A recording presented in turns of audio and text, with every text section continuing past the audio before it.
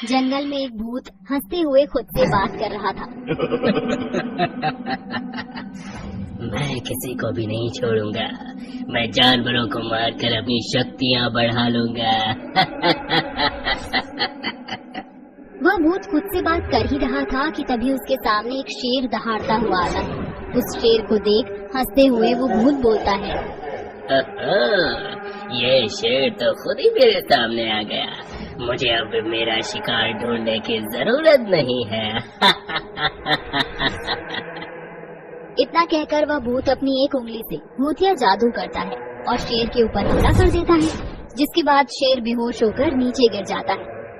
भूत उसे घसीटते हुए एक गुफा में ले जाता है, जिसके बाद वह भूत अपने काल देवता की मूर्ति के आगे उस शेर की गर्दन काट देता है और उसके मांस के छोटे छोटे टुकड़े कर देता है और वो भूत एक मामूली इंसान बन के गाँव में चले जाता है।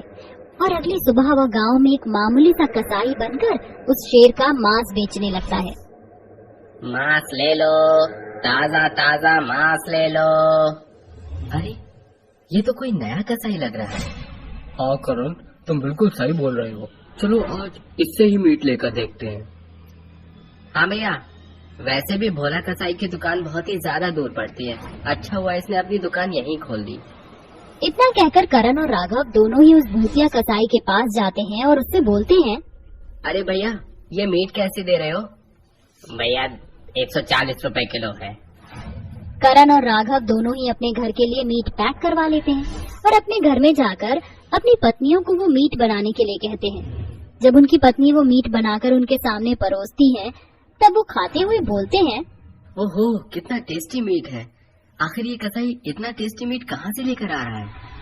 वो लोग मीट खा लेते हैं और इस तरह उस कसाई का मीट बहुत ही बिकने लगा। ऐसे ही एक बार की बात है, मोहन नाम का लड़का कसाई के पास जाता है और उससे बोलता है, अरे भैया, तुम इतना टेस्टी मीट कहाँ से लाते हो? तुम्हारे चर्चे तो पूरे गांव में फैल रहे हैं। कसाई उसकी बातों का जवाब नहीं देता और खाली हंसता रहता है। ये देखकर मोहन को थोड़ा अजीब लगता है, जिसके बाद वह खुद के मन में सोचते हुए बोलता है, आखिर ये मीट कहाँ से लाता है? क्यों ना मैं इसका पीछा करूं, जिसके बाद मैं भी वहीं से मीट लाया करूंगा और मैं भी खुद की एक दुकान खोल लूंगा। रात के 12 बज चुके थे और मोहन कसाई की दुकान बंद करने का इंतजार कर रहा था। थोड़ी देर बाद कसाई अपनी दुकान बंद करता है और जंगल की तरफ निकल जाता है। मोहन भी उसका पीछा करने लगता है। वो देखता है कि वो मामूली कसाई एक मामूली इंसान से एक भूत में बदल जाता है। ये देखकर मोहन डर जाता है और जैसे ही डर के भागने वाला था कि तभी कुत्ते के भौंकने की आवाज आने लगती है। उस कुत्ते की आवाज सुनकर मोहन एक बार फिर डर जाता है और डर के मारे वो एक पेड़ के पीछे छुप जाता है। कुत्ते की भौंकने से उस भूत की नजर कुत्ते पर जाती है, जहाँ वह देखता है कि उस कुत्ते के साथ साथ वहाँ पर ऊंट भी है। ये देखकर भूत हंसते हुए कुछ बोलता है, आज तो मेरे हाथ खजाना लग गया है। कुत्ता तो कुत्ता, साथ में ऊंट भी है। वाह वाह वाह वाह। आज तो मैं इनका भी शिकार करूंगा, लेकिन मुझे अभी तक एक भी भेड़िया दिखाई नहीं दिया। एक बार बस भेड़िया दिख जाए, उसका शिकार करके उसको मैं खुद ही खा जाऊंगा। मोहन उस भूत की सारी बात सुन लेता है, जिसके बाद मोहन के डर के कारण पसीने छूटने लगते हैं। वहीं दूसरी तरफ भूत कुत्ते और ऊंट को अपनी भूतिया शक्ति से एक गुफा में ले जाता है और उनकी बलि अपने काल देवता को चढ़ा देता है।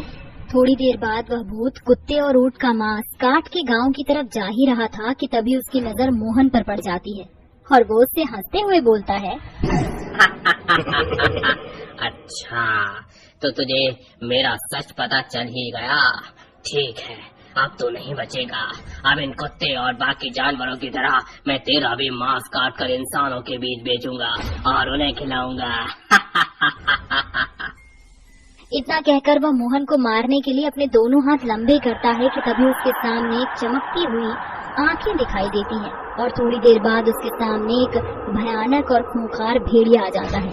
वह खूंखार भेड़िया मोहन के पीछे पड़ जाता है। मोहन जैसे तैसे भागते हुए पेड़ पर चढ़ जाता है, जिसके बाद भूत भेड़िए को देखते हुए बोलता है, काल देवता जब भी देता छप्पर फाड़ के।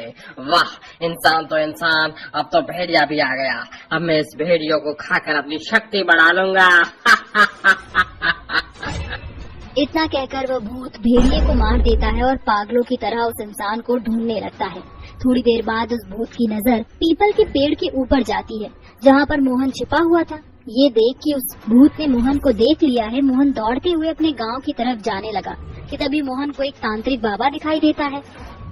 बाबा मुझे बचा लीजिए, ये भूत मुझे मार देगा। उसकी आंखों को पढ़कर तांत्रिक सब कुछ समझ जाता है और जैसे ही वह भूत उसके सामने आता है कि तभी तांत्रिक उससे बोलता है, तू कौन है और इस तरह जानवरों को मारकर क्यों बेच रहा है? तू चाहे कुछ भी कर ले तांत्रिक, मैं यहाँ के हर एक जानवरों को मारकर इन्हीं गांव वालों को खिला दूंगा, और अगर कोई इंसान मेरे बीच में आएगा तो मैं उसे भी नहीं छोड़ूंगा। इसलिए मैं तुझे लास्ट वार्निंग दे रहा हूँ कि तू मेरे रास्ते से हट जा, वरना तू भी मरेगा। तो मुझे बता दे कि तू क्यों मार रहा है? तांत्रिक के इतना बोलने के बाद भी वह भूत उसको सच नहीं बताता, जिसके बाद तांत्रिक अपने मंत्रों की विद्या से एक मंत्र पढ़ना शुरू कर देता है। ओम नमो नमो, इस भूत का सच मेरे सामने प्रकट हो स्वाहा। ओम नमो नमो, इस भूत का सच मेरे सामने प्रकट हो स्वाहा। मंत्रों के उच्चारण के साथ साथ तांत्रिक ध्यान लगाता है जहाँ वह देखता है कि ये एक बुरी आत्मा है और ये यहाँ पर सिर्फ और सिर्फ लोगों का सर्वनाश करने के लिए आई है। इसका कोई भी मकसद नहीं है।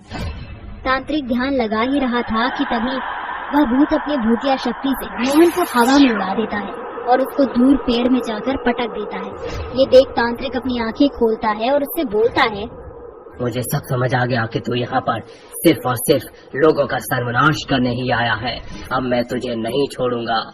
तांत्रिक अब सब समझ चुका था कि वह एक भयानक आत्मा है जो कि यहाँ पर सिर्फ और सिर्फ लोगों का नुकसान करने आया है। तांत्रिक अपने झोले में से भोले बाबा का त्रिशूल निकाल